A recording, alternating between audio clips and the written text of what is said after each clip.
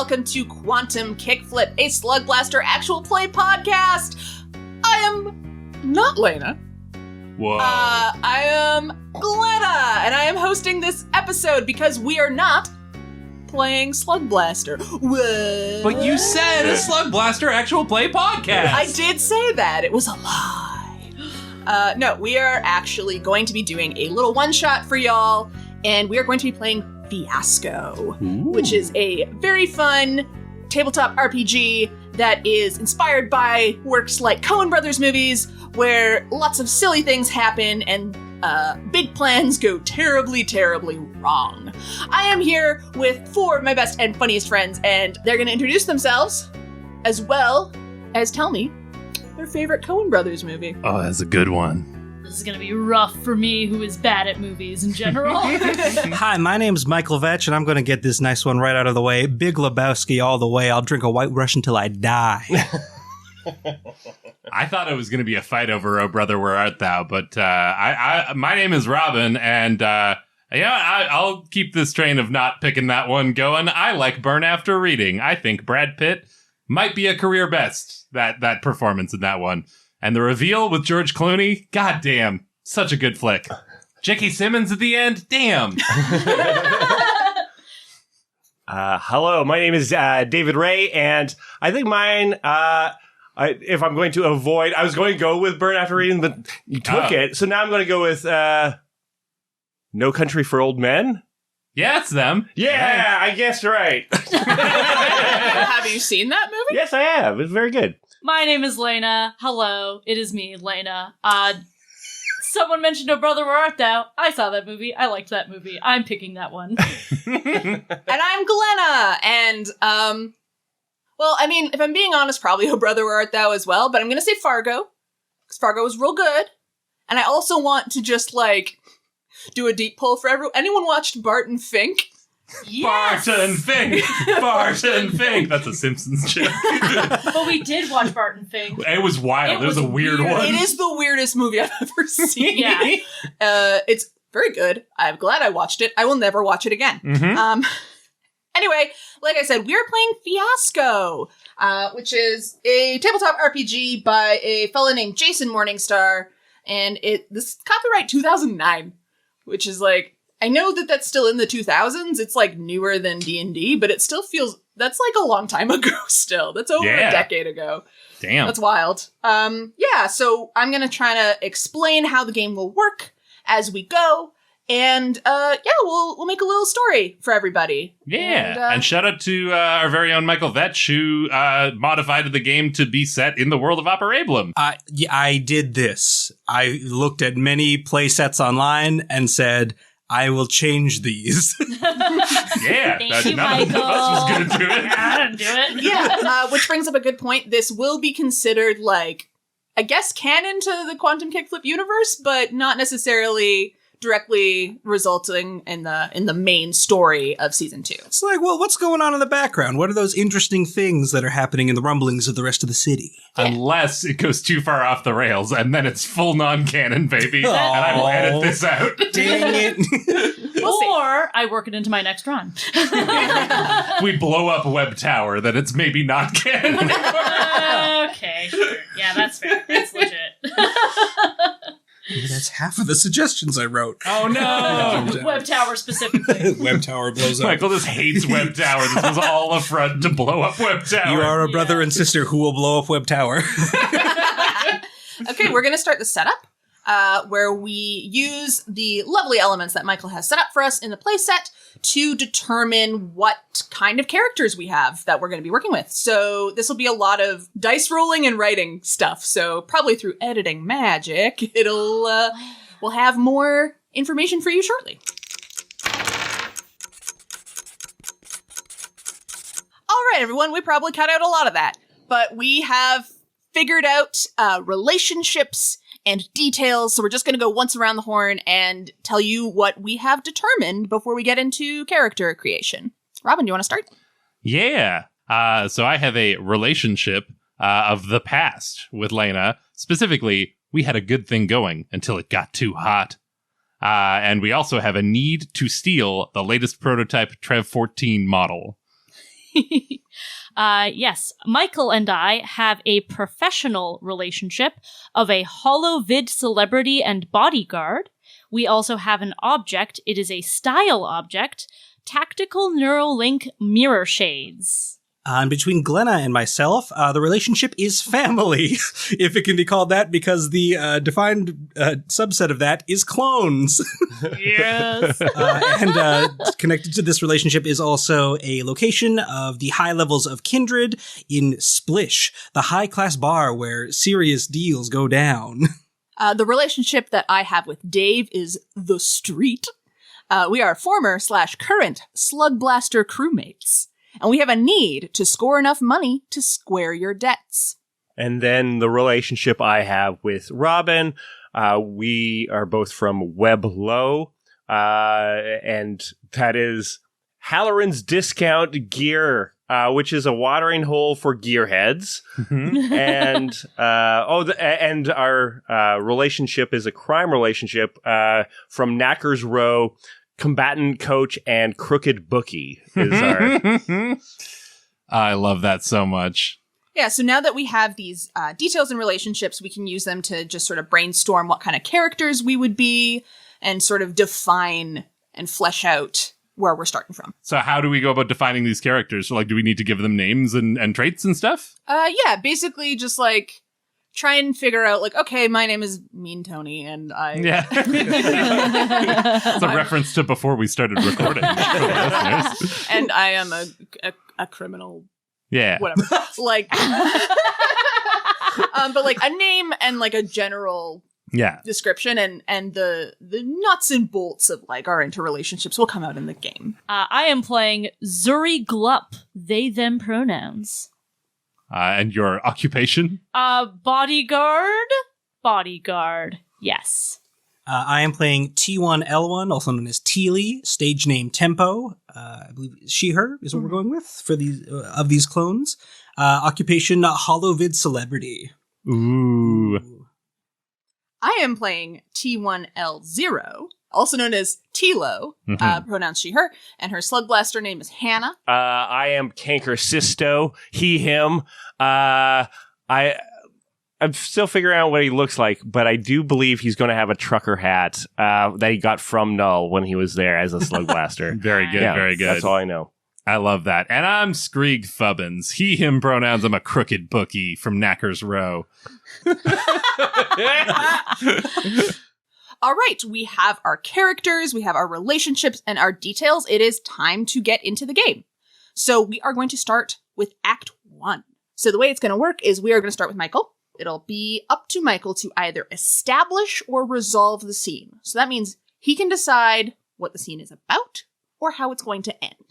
If he decides what the scene is about, then he will start doing the scene, and it'll be up to the rest of us to decide whether it is going to end positively or negatively based on how the scene is going. If it is going to go positively, we're going to give him a green die. And if it's going to end negatively, we're going to give him a red die. We're using green and red dice. Jedi rules, I get it. Jedi rules. Yeah. And then it will be my scene. Say I want to resolve the scene, which was the other option. I would say, I want this to go well for me. I would take a green die off the hop, and it would be up to everybody else to tell me what kind of scene I'm in. Who it's with, where it is, what it's going to be about. So let's play some Fiasco. Yeah! I love that. Is that an existing piece of music, or can I use that to be the theme of this episode? I guess you could do that. I don't know. Yeah. What key was that in?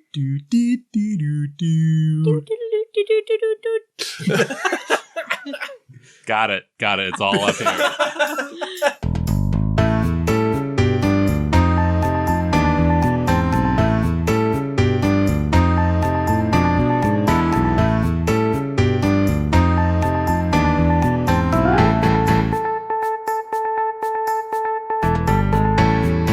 Yeah, I think for this first one, I am going to start out by establishing a scene. So it'll be up to the rest of you sort of throughout to piece together how it goes.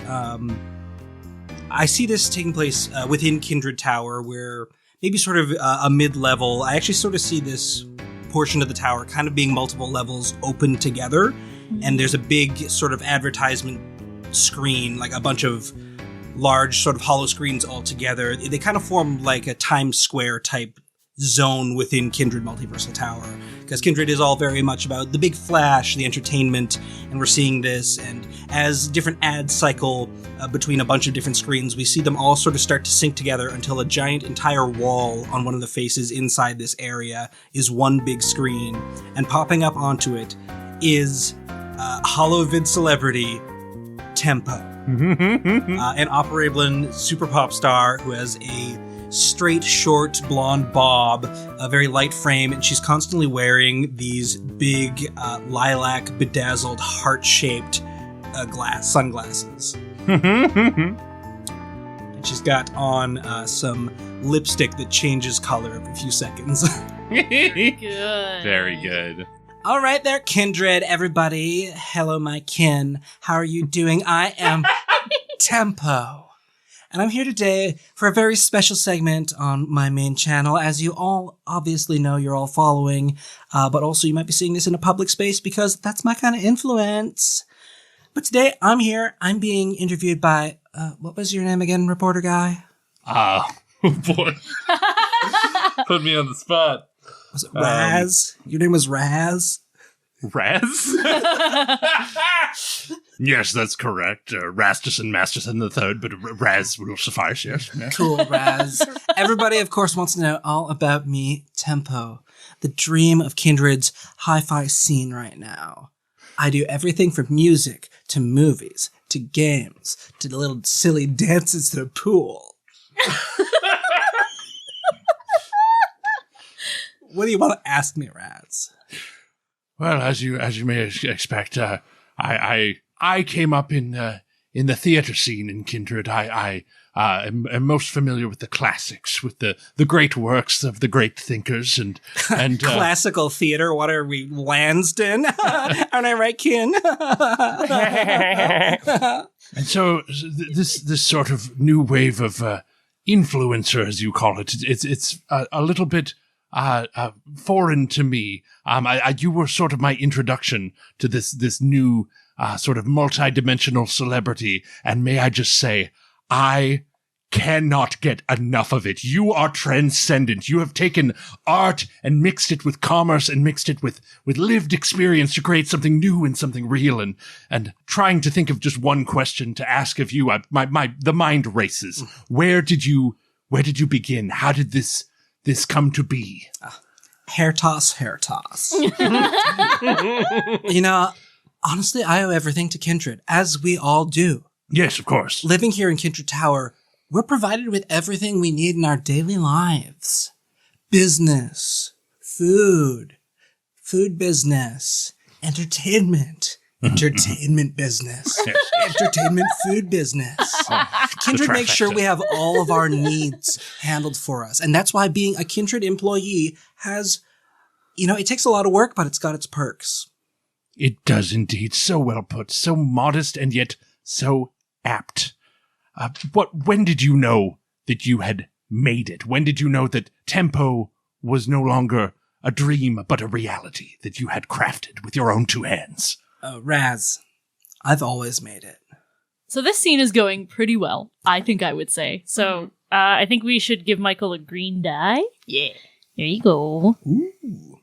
And I think the rest of the interview plays out for a few more minutes kind of thing, but it's just as much empty, vapid questions with no concrete responses, but people in the square are eating it up. Well, everyone in Kindred loves Tempo. Yes, Tempo. Whoa. Do they actually see Tempo do anything in this interview? No. But she's also fully leading it. The interviewer may as well not even be there. She is fully leading the interview that is still nothing.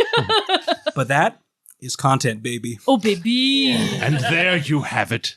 Theater is dead. Art is dead. All that remains is Tempo. Tempo, to say it has been an honor and a privilege, would be the equivalent of spitting in your face. Words cannot describe how lucky I am to have experienced this interaction, and I will work for the rest of my life to deserve this good fortune that has befallen me today. You couldn't be more right, Raz. Well, that's all for now, everyone. Catch you next time, Ken. Pew, pew, pew.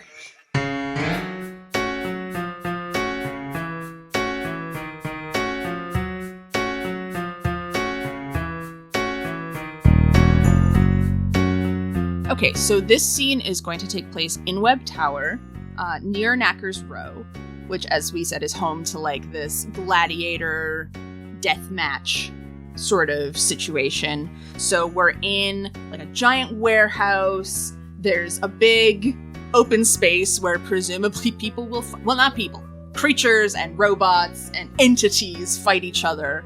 To the peel back. Not to the death, but to the, until they get so physically damaged that they snap back to their home dimension. That's how you lose a fight in Knacker's Row. Yeah, Operaeblums actually don't compete in Knacker's Row. It is extra-dimensional monsters. Yeah. Mm-hmm. And there's stands and stuff, and we're in like an area where they would keep the more Like a stables. like a stables, Yeah. For But they would be huge stables because these creatures, can stand, a couple stories tall easily. Mhm. Yeah. And so Tilo, who looks exactly like her clone Tempo, is dressed in like very like I think she's wearing coveralls, but they're really cute, and like a little cap to blend in with Webb, but it's like very clearly Kindred coveralls that have like too many buckles and Aesthetic buckles. Buckles and extra straps, and her hair is up in like a ponytail, and it's the wrong shade of purple. It's lilac. And you were talking, of course, with your former crewmate in Slugblasting from the Cryptiques, Cankersisto, who has that like bigger kind of head with the hair combed back with the bigger eyes, and his hat is actually from Null from the Slugblasting days. It's like a trucker hat, so it's got like that mesh on the back of it, and it says, "My other car is a gun." And he's so happy with that. It like kind of sits on the top underneath his slick black hair, and he is not happy. I'm just saying that this creature has been a bit of a bust. Okay, yeah. Look, it's big, but it runs away all the time. Like it towers over me. You look at the teeth. It can eat through rocks. Yeah. But it doesn't use it on any of the other creatures. When it sees the other creatures, it just kind of like, rambles off to the side. It's not even entertaining. It's just slow as the other things just punch you in the back. You need to take a step back and calm down because Abby is an empath, okay? Abby feels for all the other creatures and doesn't want to cause them pain. That's why she always runs away. The name of the creature is the Abyssal Gloom Cruncher. I figured this kind of monster would be a lot more, intimidating. Well, shows that you can't judge a book by its cover, I guess. It was supposed to throw that last match. It didn't even do that well. Yeah, well, she's too proud. We can't keep such a majestic creature down. Yes, look at you. Oh, come here. No, we can't just ignore that. Look, Fubbins has been breathing down my neck ever since the big dummy here failed to, throw the match. Okay, first you're complaining that she's running away too much. Now you're complaining that she's actually winning. You need to make up your mind.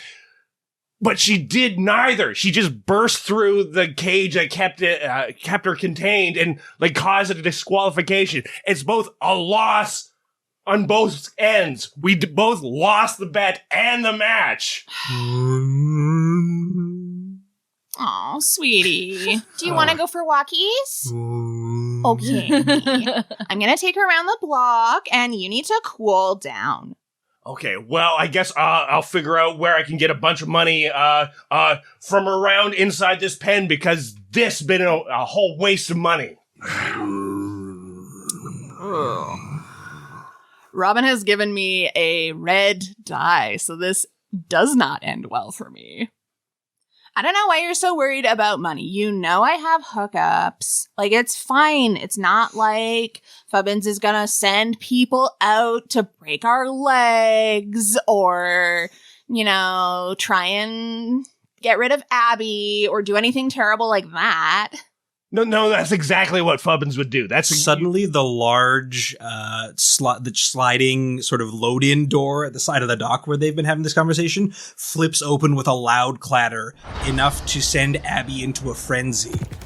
And scared, she tears out through the opening, off into web lower levels. Oh, no. Oh, sweetie. Oh, I was just gonna take you out. No, come on. Yeah, go get her, I guess. I mean, she doesn't mean anything to me. How can you say that? We caught her together in the Waking Pits on our very last run as the Cryptiques, and she doesn't mean anything to you? She just means a bunch of debt to me. You're horrible. And she runs off.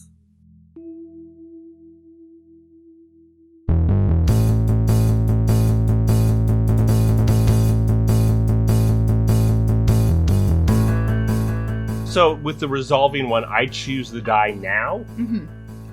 Okay. Okay. Dave has taken a red die. Yeah. The red is the Sith.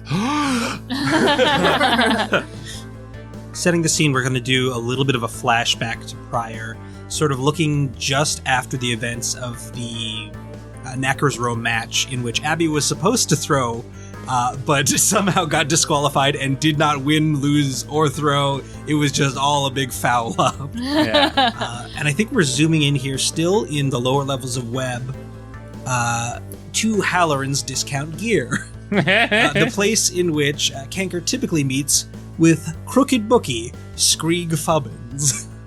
I think Kanker is sitting at the bar. What's Kanker drinking? He is having a classic Halloran's Old Fashioned. Just he thinks it's an alcoholic drink. It's not. It's just regular root beer.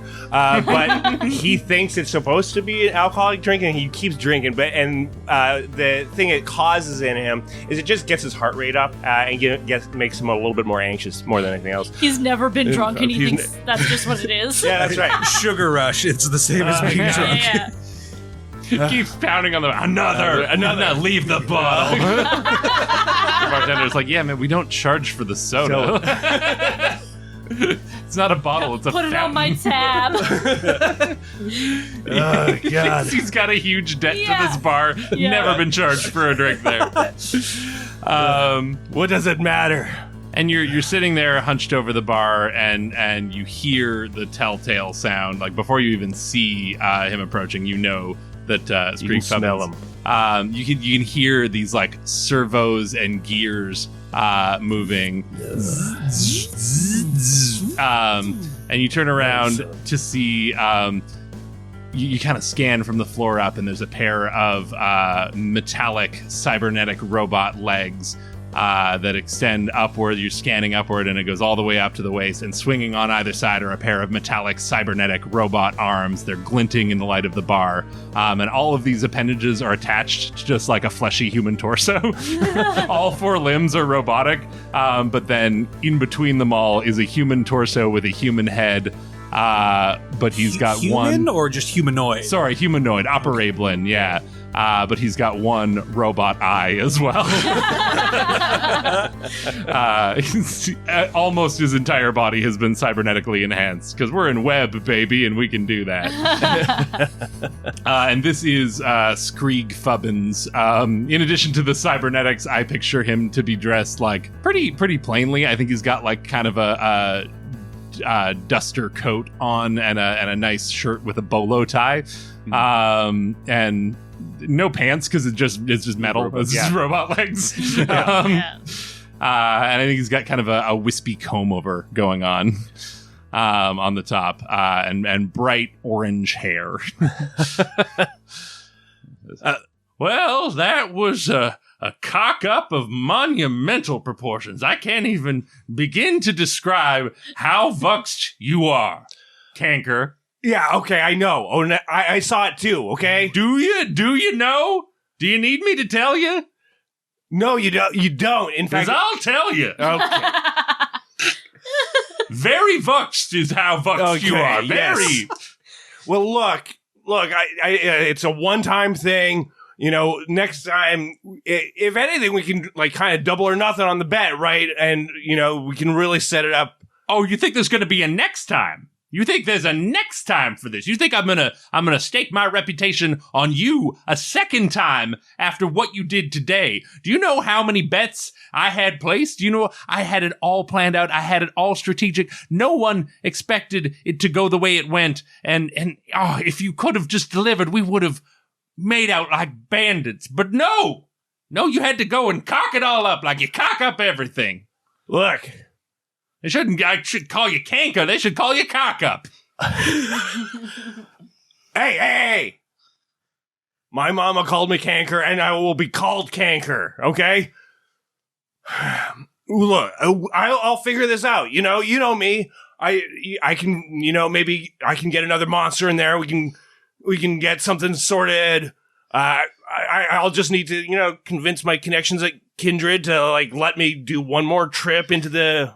If you think I'm letting you back into that ring, I mean, you go. I don't control the ring. You go in the ring if you want to. But if you think I'm staking any more of my holdings on your sorry ass, you got another thing coming, Canker. You're going to have to find another way to clear this debt because you, sir, are not reliable enough to play this game a second time. Well, trust me. I'll get it done. I'll get it done, okay? Right now. Finishes off the root beer, slams it down, quickly refills another one, drinks that down, and just I'll make it up to you. Don't worry. See that you do.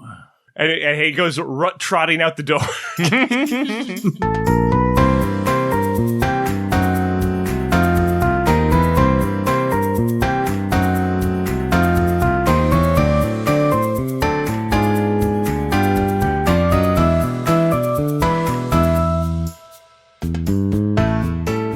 So we catch up with Skreeg Fubbins, and I think this is shortly after the scene we just saw with Canker. He is catching a hyperlift back up to a higher level of web. I don't think he lives very high up, but down in the very dregs of web is not a place you want to hang out for very long. So he's in this hyperlift, and I think as he's glancing outside, he's seeing on one of the big video screens a video of Tempo.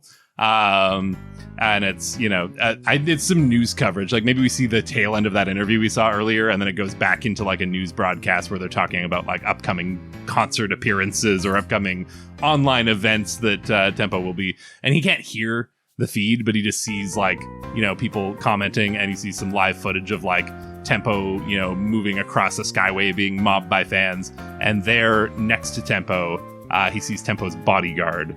And his heart skips a beat as he catches the sight of this bodyguard. He sighs wistfully, and we flash back in time to the last time he spoke to this individual in person. This is Zuri Glup, Lena's character. Can we get we already got a description of Skreeg. Can we get a good description of Zuri? Yes. Zuri is tall and slender and always wears suits that are simultaneously understated when paired with a character like Tempo, but also just the most powerful power suit. It's got the shoulders, it's got the pointy lapels, it's got the double-breasted buttons. What else do suits have? Epaulettes. Yes, that thing. Those little powerful epaulets on the shoulders. Yeah. And I think the suit is black and matches the black semi-reflective shades that they wear all the time. And their hair, I think their hair is just white and slicked back. Very good. And this isn't maybe not the very last time they spoke, but a particularly tumultuous turning point in their relationship. This is in the past, so Skreeg's comb over is slightly less wispy, but it is still a wispy comb over. It's just like a little bit fuller. And he's got 3 robotic appendages instead of 4. He's still got 1 leg. He's still got his right leg. Hasn't upgraded that one yet. Zuri is wearing a suit that is more the style of that time, so it looks completely different. But otherwise, they look exactly the same. And we see them. They're in a hyperlift, just like Skreeg is now. But they're meeting clandestinely in a hyperlift. Maybe this very same hyperlift in the past. Skreeg turns to Zuri and says, What do you mean too hot? What does that even mean?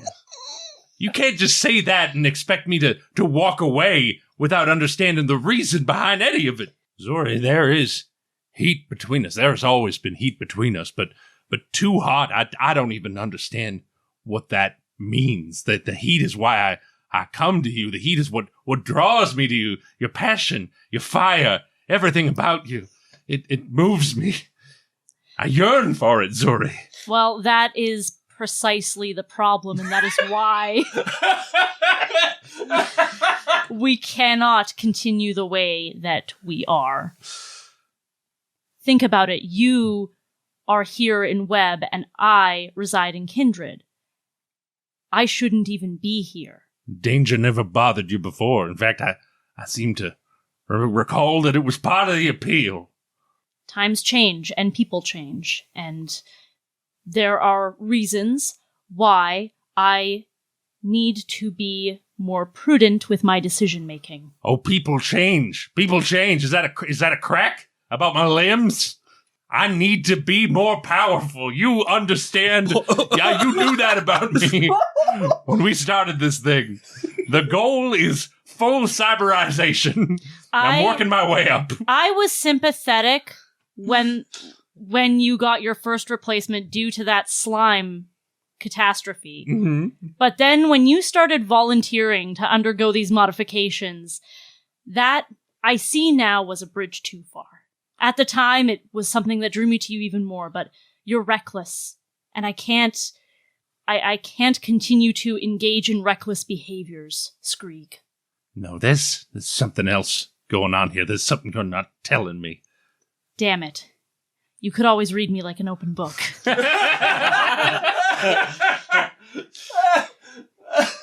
You remember what we said when we started this. There was one rule. No secrets. Except the whole thing? No secrets from each other. Oh, okay. We can keep it a secret, but no secrets between us. Yeah. Skreeg yells at the other person in the hyperlift, commenting on the situation. Sorry, it's my floor. I'll get off now. Thanks, guys. Yeah, mind your business. Move on. I'm doing it. It was one broad secret. We can't have sub-secrets. He's already gone. Quit dodging the question. I'm sorry. I'm getting anxious. You can tell when I am anxious. Ken, I hate doing this to you, but I need to know. Skreeg, I'm pregnant. Huh?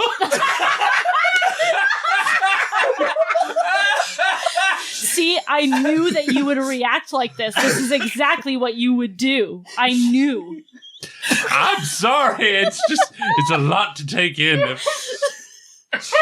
This wouldn't happen if I had that cyber throat I've been eyeing, but never mind. I have someone else that I need to think about now, and people can't know that the father is from Webb. You're right.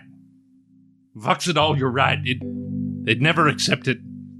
Much as it pains me, I know that we need to do what's best for this child, our child.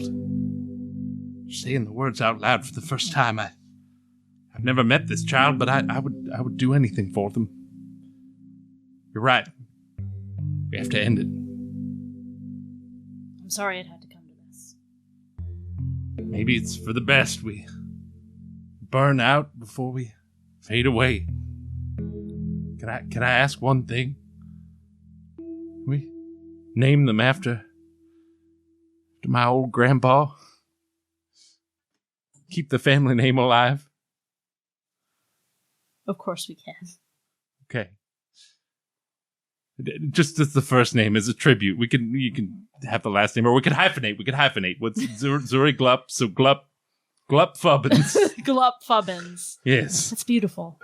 Little Hudson Glup Fubbins. God. So we gave Robyn a red dye a few minutes ago. Yeah. And thus I was removed from my child's life. Zuri gets off the hyperlift, and it's like a match cut fade of Skreeg staring out through the hyperlift window back into the present where he's old and his hair is that little bit wispier. And he's got that one extra robot appendage. The right leg is shiny and metallic. And as Skreeg steps off the hyperlift, he looks up to that video billboard once again as the tempo broadcast ends, and an ad begins to play for the forthcoming latest model of the telemetric robotic empathy valet. Yes. Is what they were called. The hot new model still not available in stores, but it's a prototype. They're teasing the next model, the Trev 14, specifically, the Trevor Teen, marketed directly to appeal to teenagers. And he looks up kind of wide-eyed as he sees this childlike robot. I think it looks like Trev 4 from our main cast, but like shorter, and how do you make him look like a teen? Backwards skull cap. Yeah. Kindred red. His digital face, whenever it comes up, it has like fake acne on it. Is it the digital display, or did they like update that in newer models? Oh. And it's like the thing that came to mind was a holographic face, but that just nosedives in Uncanny Valley for me. It could be. I'm thinking maybe it's still the glass frame because like all the like cameras are all in there, but it's just like a fully colored, like fully it's like a head now, and it's still like pixelated face on a glass, but it's like where Trev's being an older model is like a digital smiley face. This is like a photorealistic face. Yeah. Like it kind of looks like when you push your face into one of those, like, the little things with the the nail boards. nail board that you push your face. It kind of looks like that. Yeah. Or like that baby robot from the third Matrix movie that no one likes. Yeah. And also like tiny pixels instead of like big chunky blocks. Yeah, I like that. They up the polygons. Yeah. And the announcer is like, the new Trevor Teen for teens. And a little guitar riff plays. And then the voice of the Trev 14 rings out, I just want to be your best pal. And Skreeg's face goes stark white as he hears this voice. And he hurries off down a skyway.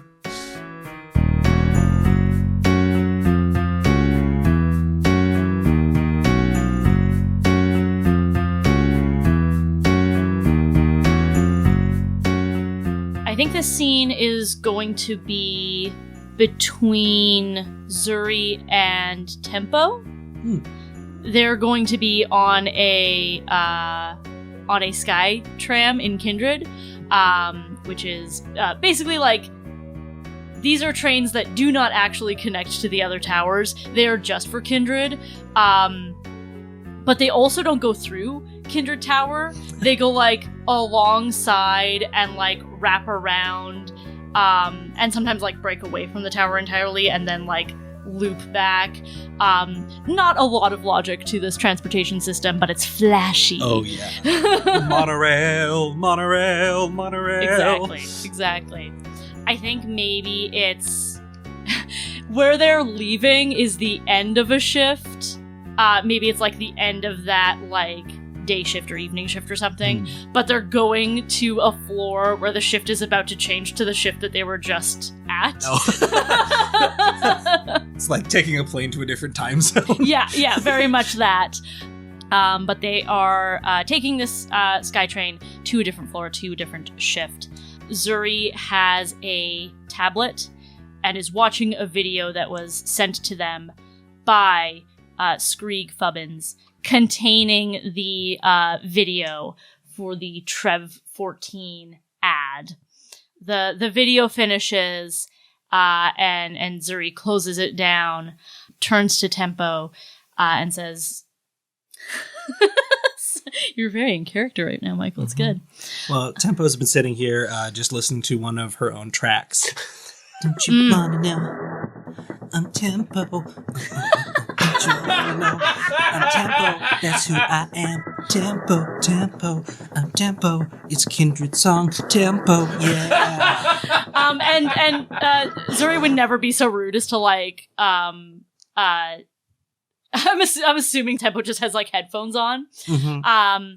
And Zuri would never be so rude as to physically take your headphones off. So you just hear their voice in your head transmitted to you through your Neuralink shades. Tempo, may I speak with you for a moment? Zuri, it was just about to get to the hook. That's the verse. That's not the My offer to teach you more about song structure stands, but in the meantime, I think I have an opportunity for you. All right. With that, Tempo takes off their big, oversized headphones, and they sit huge around her slim neck, and she lowers the mirror shades to stare at you very just laissez-faire across this train car. SkyTram car, I should say.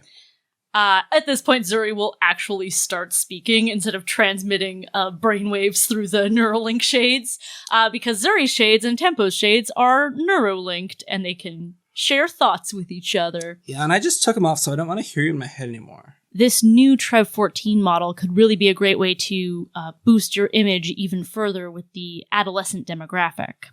Boost my image? Zuri, you're my bodyguard. You're not my manager. No, I'm not, but has your manager recommended this move to you yet? I don't know. I don't actually talk to him. He just sends me emails and I say, Red!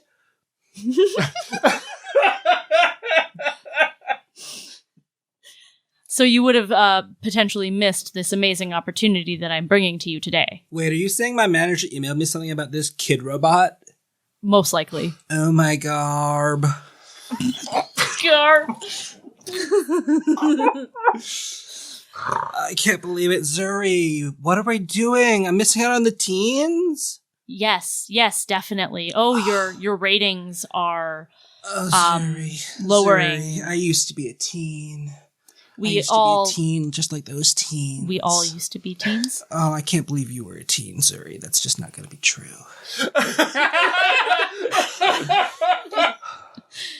Oh, my youth. My youth, it is so gone, those halcyon days. Zuri, we need to recapture it. How do I talk to this robot? How old is Tempo, real quick? I think we said 20. I used to be a teen a year ago. So far gone. Oh my god. Oh, Zuri, I need to reconnect with the youth. All they care about is youth. They need to care about me. I'm Tempo. Yes, I think... Don't you want to know? I'm Tempo. I think that you need to make an impression, and we need to go and speak to this Trev 14 model directly. We need to show up on their doorstep. That will really create a splash, as the teens say, which you would know if you were still connected with them. Zuri, you just gave me the biggest brainwave. You said the word splash, and that sounds like the word splish, which is my favorite place where my manager always hangs out. It's a bar. I know what splish is, Tempo. Oh, yeah, you follow me there every time I go because it's your job. It is yes. It's the only time I have to go to establishments such as that. Zuri, because I'm always on shift. Turn this train around. We're going to Splish. I cannot do that. It is not. Okay, well, we'll get off at the closest stop and we'll walk there. We can take a train the other direction and it will take us back to Splish. I don't know how trains work, Zuri. You sort it out. I'm going back to the hook. And Tempo dons the headphones, and the song continues to play. I love the idea that the verse is just like, don't you want to know? I'm Tempo. That's me. I'm Tempo. And then it gets to the chorus. And it's like, rain falls heavy on the skyways of my heart. Whoa. I got a lot more artistic. Oh my god. I got a green die. Yay! Woo!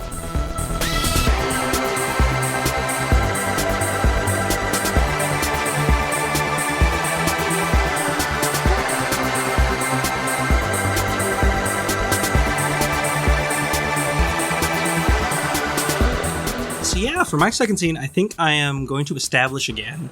And I want to see the scene after whatever Skytram shenanigans ensued. Zuri and Tempo do actually make it to Splish, this high-class bar where deals get made. There's like a revolving door that leads into Splish, and Tempo bursts through it. And immediately we are just surrounded by the ambiance of like very low lighting. The walls are black and there are just tubes with different liquids all flowing through, and it's all colors everywhere. I'm moving my arms so much for some reason. You're also touching your face so much in our scene. It's just how Tempo is. Yes.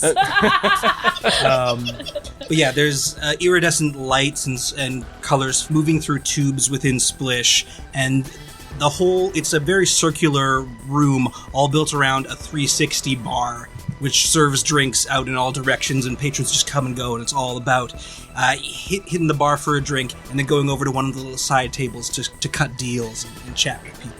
And as Tempo enters in, she's looking for Frisbee. Frisbee Callard, yes. Frisbee Callard, her manager. Frisbee! Frisbee! Tempo, here we go. Come here, darling. Frisbee. Darling. Mwah. Mwah. Oh,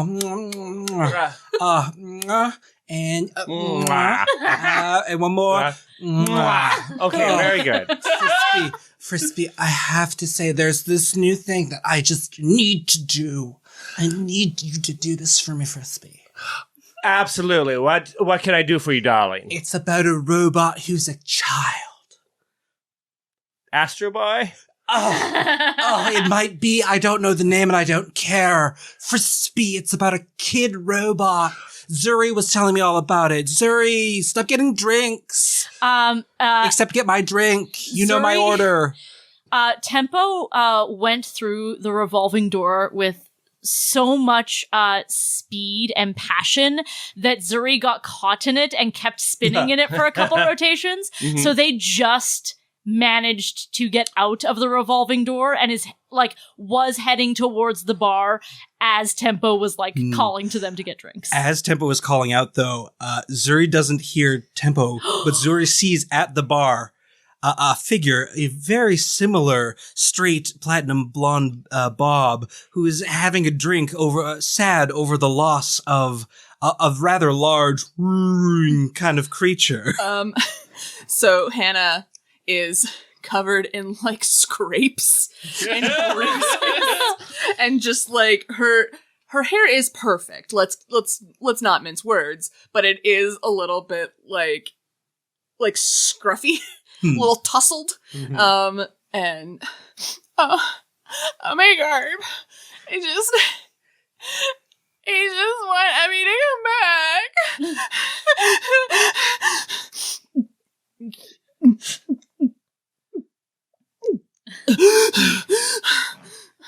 It's good to see that you're so passionate about what we need to do next. I just know that I need to find some way that I can get her back. You can get her back. We'll find her. Because she's within you. She's been inside you all along. What? You need to follow my instructions exactly. We can do this. You and me together. You're so nice. Wow. You've never said that to me before. Wow. I mean, I don't... Who are you? 180 to the other side of the bar. Oh my God, Zuri, you suck. Where are you? Darling, wait.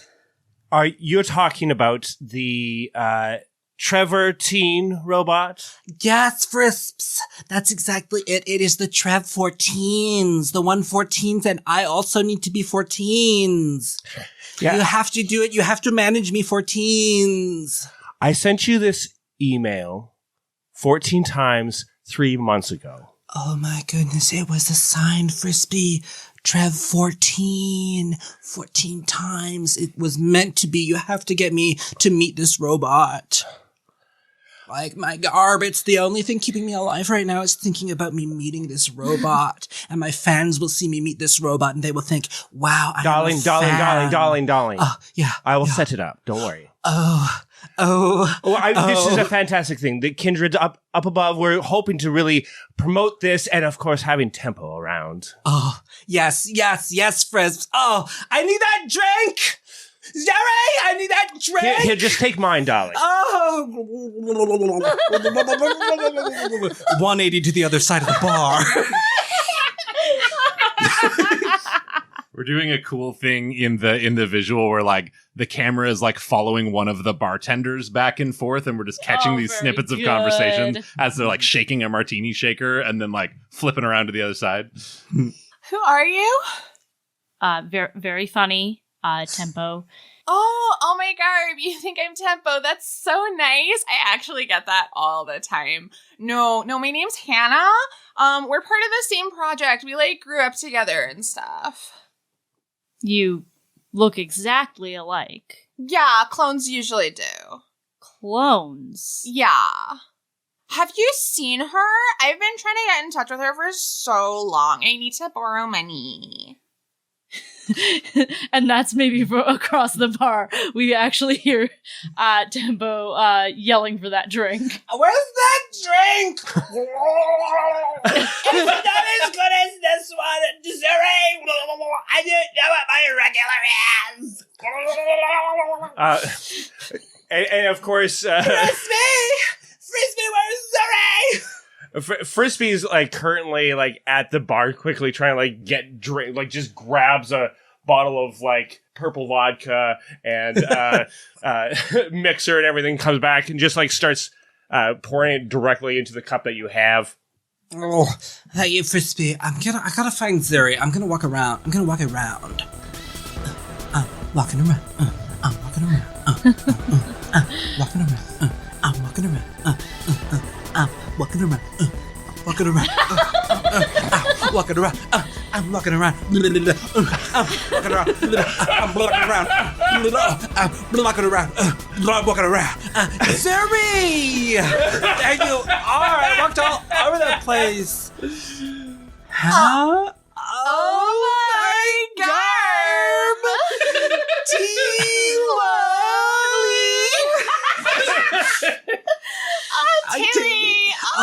Tila, what are you doing here? I mean, I know we both like come here because it's the place, but like, what are you doing here? I was meeting with Frisbee to see if he could get me a new Slugblasting gig or something.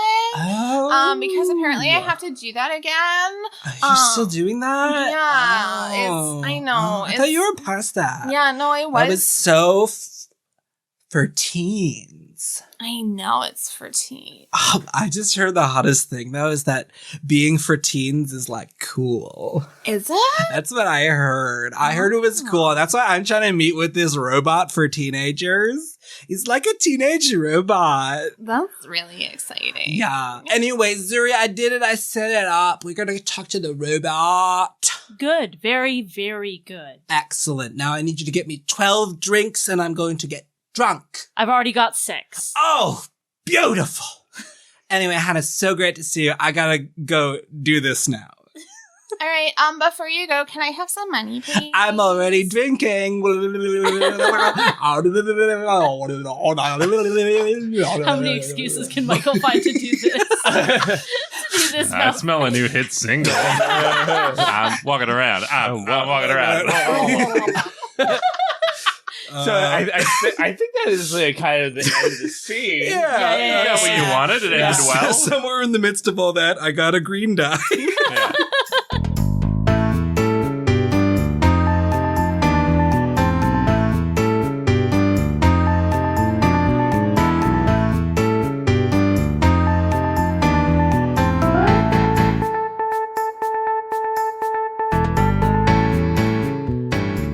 is meeting Canker, I think, somewhere like Trinity Municipal Park.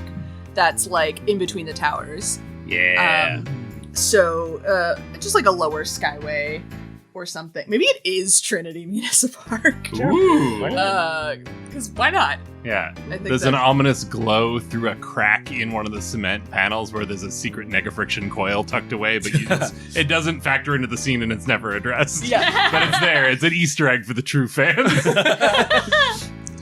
And Hannah has changed outfits. Mm-hmm. She is now in very sleek, all black, like a cat suit. No, it's Vanta black. Oh, very good. It's Vanta black. She is like absorbing all the light with like goggles that light up red that give her night vision. Very good. It's a hyper optic visor rig. There we go. Yeah. Yay! That's her signature. That's her signature. And she is giving Canker the lowdown. So yeah, all I'm saying is there's only one of this robot, so it's like super rare. And we just need to go in and get him, and then we can make him fight for us in Knacker's Row and get all our money back. I mean, it seems wild to try to kidnap a robot. It's not kidnapping because it's a robot, it's just stealing. Well, I mean, look, I guess we could try to get it to fight, or we could strip him for parts, completely destroy him. Because look, we're not going to get back into the betting thing. We need money. I know we need money, but I think the best way to get money is to get this robot. And I also heard that Tempo is supposed to meet him. So if I go and I pretend to be Tempo. Oh, Tempo is so hot. God, Tempo is so hot. Okay, that's like you're saying that I'm hot, so I'll take it. I don't know. No, listen. I can go and pretend to be Tempo and get in there and then I guess you take could try. Yeah. Do you want this robot or not? Okay, yes, sorry. You can do this, for sure. Yes, I'm with you. Thank you. Okay.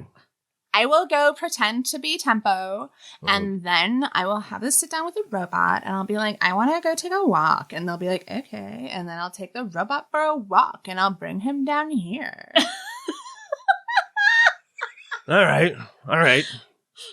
And then we can strip him for parts. Yeah, or make him fight, whatever. This is actually a pretty good idea. You think so? Yeah. Think of all the parts that got to be in the new Trev unit, right? You may have saved us, okay? You may have saved us. I know, thank you. All right. Well, I think I need to go talk to somebody. Okay, bye. And scene. I got a green die, so that went well.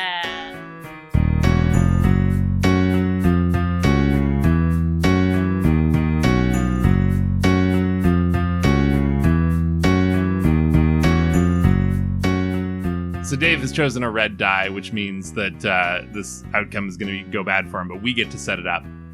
I want to see how Canker lives. I want to see what does Canker's house look like. That's where I want to set the scene. Does he have an apartment? Is he staying in a hostel? What's his living space? I think where Canker lives is in his. He lives in hard web, so he's in like one of the corner apartments where it's like it's an awkward isosceles triangle shape where nightmare to fit any furniture in. Like nothing fits in. What do you do with the corner? Like what do? You can't put anything in there. And but he's got like all of these posters from back his Slugblaster days. He's got like a little shrine to like when he could have made it big, and like, but he didn't make the crossover. So he's got some of that. And in these posters, it's the Cryptiques, right? Is your crew? Yeah. There's 3 figures in these posters. Sure. There's you and Tilo/Hannah, as we've established. But there's a third character there that we haven't seen before. Right. Yeah. But there's like a whole bunch of open like soup cans and like empty, of course. You didn't just open soup cans and leave them on the counter. gets a whiff Trying of them to and puts attract flies or something. Oh god. anyways, and he's got like an unkept bed. I'm just describing my apartment. I think I just realized like my real. Your apartment is a triangle. Right. Yeah. We know this. But he hasn't like local. He's like currently watching maybe some sort of thing on the holovid kind of a thing. Web entertainment is far less entertaining. Yeah, that's right. Yeah. Does he hack a signal from Kindred? Oh yeah, you So he guys can like watch All it. thanks to Yeah, NordVPN. Kanker is able to watch. this week. yeah, that's right. You got like an attachment on the side of the thing, watching old tempo videos. And I think you hear like some kind of like thumping and scuffling in the hallway, and you kind of look up from your program for a second. Like, what is that? And then there's nothing. And so you go back to watching the thing, and then you hear the sound of a doorbell, and then immediately the door just bursts off its hinges, and leaping through the door is it's like one of those Boston Dynamics like robot dogs, like one of those attack robot dogs. It's that, but with an actual like Rottweiler's head on top of it. It's like a robot dog with a dog head. Yark. And like as that person comes in, like I'm standing up, I'm just like in my underwear and like I still have my hat on, and just like and just immediately throw like my root beer bottle at the dog and tries to dive behind his couch, and the bowl of soup you had just like clatters on the floor and goes everywhere. I think as you're jumping up from the couch, you like trip over the coffee table, and this dog is on top of you, but it stops just like an inch short of your face. We get that like close-up side profile.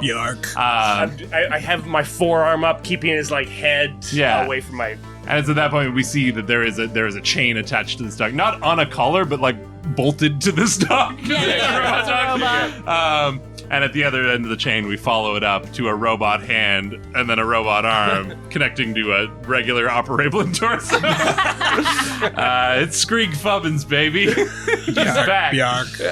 Like, well, Kanker, time's up. I know I didn't actually give you a window of time to repay your debt to me, but I've decided that the window was the amount of time between our last scene and this one, and it's up now.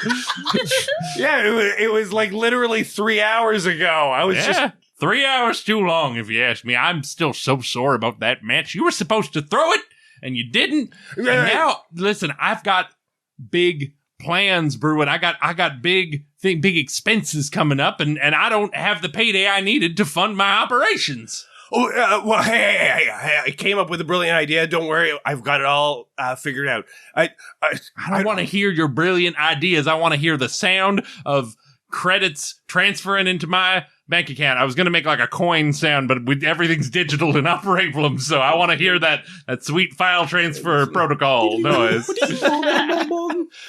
Don't worry. Well, how about this? You know, you're always like looking for more equipment and everything. You pull apart in the gear shop. How about the brand new Trev 14? Trev 14? Yeah. What do you know about Trev 14? I have a lead on how I can get a hold of it. We can bring it back. We can strip it for parts. You can use it. No! Strip it for parts. No. You listen to me. You have a lead on... What's this lead of yours? Look, I'm not going to give it away, because if you get it, then let me get it for you. Yark. No, I want to be involved in the operation. I can't trust you not to cock this up like you cock everything up. If we're doing this together all the way. And what I say goes. But if we're doing this, you bring that robot to me, you don't harm a robot hair on its robot head. And it's a new one has robot hair. It's a digital hair. Yeah, I don't think it can. It's very lifelike. Every strand individually animated, like that Final Fantasy movie. That's a good reference. Everybody loves it. Everyone remembers that Final Fantasy movie where they animated all the hair. It's great. Everyone loved it. You listen to me. You don't harm a single robot hair on his robot head. You bring him directly to me, and it's all forgiven. All your debts, everything. Gone. Like that. We're square. Fantastic. Of course, yeah. We won't harm this robot at all. It'll be like as is. All right. But I'm running this show. So you tell me everything. You tell me every detail. What is the plan?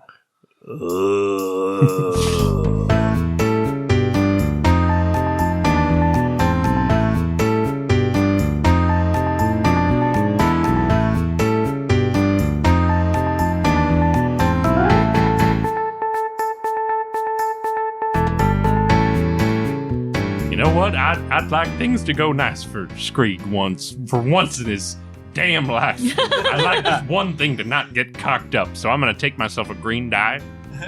I'm getting a good outcome today.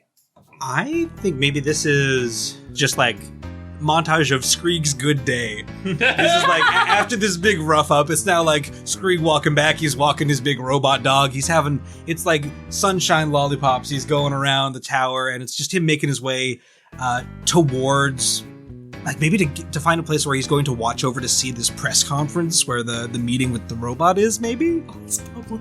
Yeah. Well, it's involving tempo, it's gotta be. Oh, I Yeah, love that. yeah. Do we know what the location would be? Like, is there a place we've established in Operaeblum that it would make sense for it to be at? Like a public venue? I guess it would still be We did Kindred establish those then, big billboards where, like, people might be gathering to watch. because it could also be, what did I say?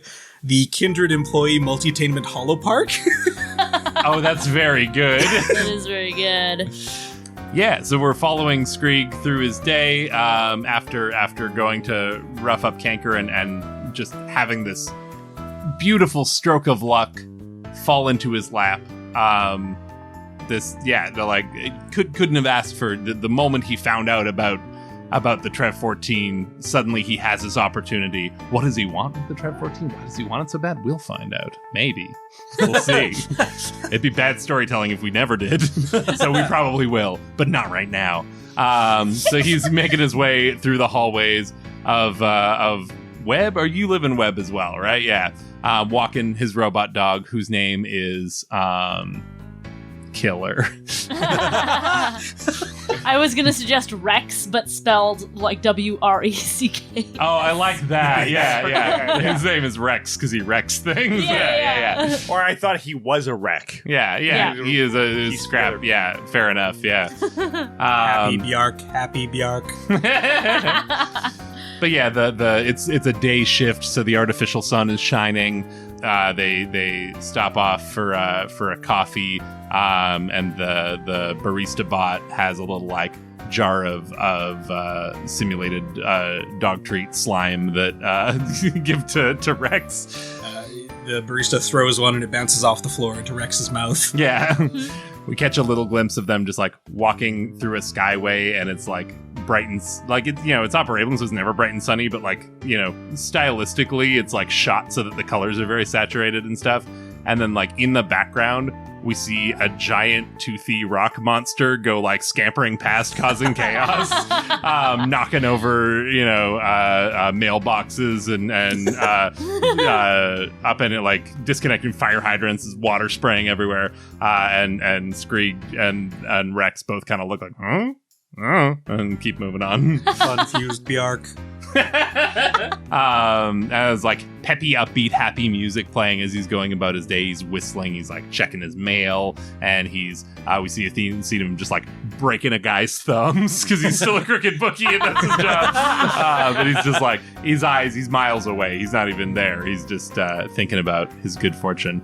And I think with the guy he's breaking his thumbs, we're not hearing any of the dialogue because it's a montage, but he's shaking his fist and the guy's like moving his hands back and forth like, no, I can't. And he shakes his fist again. And then he's like, yeah, okay, fine. And he gives him hands over an access card that will let him transfer over to Kindred. Gives him the access he needs to get over there. Then he makes his way up toward whichever skyway access will get him to the right level in Kindred. Yeah, to access I'm sorry, one more time. What was the name of the location? Kindred Employees Multitainment Hollow Park. Multitainment Hollow Park. Beautiful. But he's just feeling good. His fortunes have turned around. For once, things didn't get cocked up.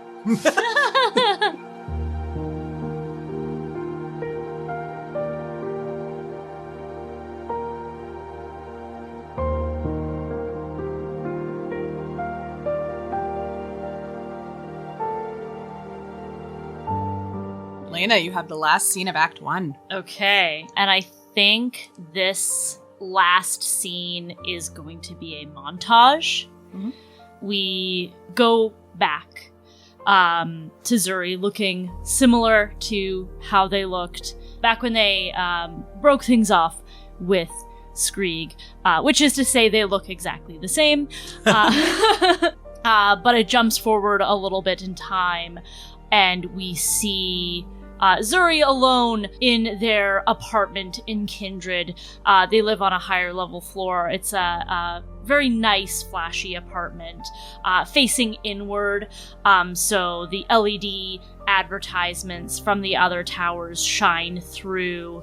And in this particular scene, they are more visibly pregnant. And then it jumps ahead to them chasing a toddler around that same apartment, so much messier.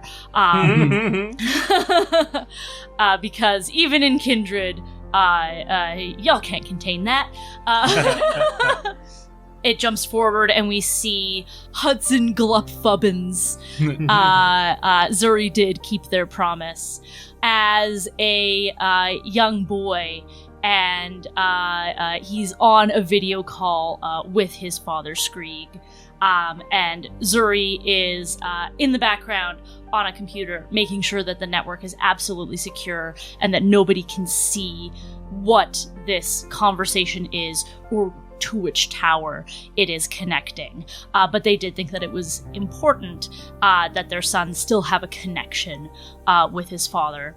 We jump ahead in time, and now it's just Hudson in the apartment, and he has a backpack, and he taps a pendant around his neck and it turns into a hard light board, and he sneaks out of the apartment. There's a scene where Zuri is confronting Hudson about this, and saying that they don't want him to be a Slugblaster, that it's dangerous. But he thinks with his crew they could really have a shot to make it big, and you should see all of the amazing, fantastic creatures that they encounter as they go to these different dimensions, which only makes Zuri even more upset. Their tone raises by a couple of decibels. It's tense in that household. We jump forward again, and Zuri is in the apartment, but Hudson is not there. In fact, the person who is there is Kanker Sisto. Zuri is more stone-faced than usual as Kanker is talking. We can't hear any of the dialogue, except for one word, peel back. And Kanker holds up the pendant that belonged to Hudson and holds it out to Zuri, who extends a cupped hand for Kanker to drop the pendant into. And Zuri looks confused and asks a question that Kanker doesn't know how to answer. We flash forward again, just briefly this time, and we see Zuri sitting at a computer monitor. There's a window open with like a blank, like a new message field with just a blank space, and the address in the to window says, Skreeg Fubbins at webnet.biz or whatever. I don't know how things work on Operaeblum. But it's a Skreeg's address, and the blinking cursor is there in the body of the message, and we just see Zuri staring at this blank field with no idea how to put this into words. And the pale light of this computer monitor illuminates Zuri's face in a white glow that changes color and brightens and we are now in the present day as Zuri is being bathed in the many lights of the kindred kindred employee. Got it? Okay. The many lights of the kindred employee multitainment hollow park. I got a red die for that scene. What? So we have finished Act 1, which means it is time for the tilt, which is a table of random factors that might disrupt our plans going forward, and how everything will go horribly, horribly wrong. Everyone rolls the dice they've been given over the course of Act 1, and adds the total of red dice and the total of green dice, and subtracts the smaller number from the bigger number. Whichever the bigger number is the color you roll. We also do this again at the end of the whole game, right? Yeah. Or towards the end. Yeah, there's like another modified roll. Okay, let's just go around and say our color and our number. I have rolled 8 green. I have 1 green. I have 9 red. 5 red. 2 green. Okay, so Michael and Dave are our highest of each color, and they will each choose 2 things on the tilt table.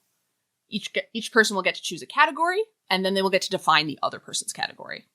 So the 6 categories are mayhem, tragedy, innocence, guilt, paranoia, and failure. Okay, starting off here, I'm going to pick the category mayhem. And I am going to choose innocence is the category. Nice, mayhem and innocence. And then Dave will define mine. Yes. Okay, so I think I'm going to go with cold-blooded score settling. All right, mayhem, cold-blooded score settling. Mm-hmm. And for innocence, I am going with love rears its ugly head. Very good. Mm-hmm. We have our tilt. These are the factors that will shape the rest of the story. Will Tilo and Kanker square their debt? Will Tempo recapture the youth demographic? Will the Trev 14 be stolen? And if so, by whom? And why do Zuri and Skreeg both want this robot so badly?